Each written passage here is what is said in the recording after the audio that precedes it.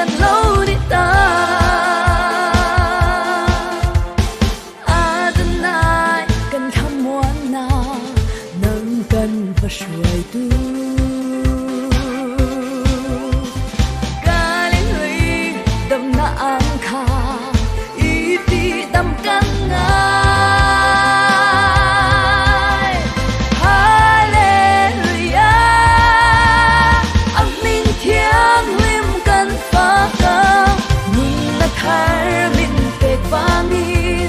xiêm thar cần lâu đi ta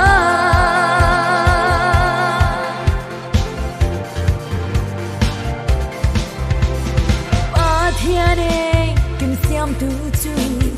a vinh lời xóa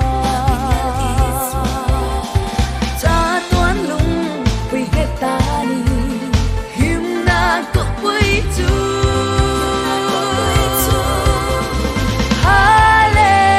Hallelujah âm minh thiêng lim cần phá ca nhìn là thar min tệ vangin xiêm thar cần lâu đi ta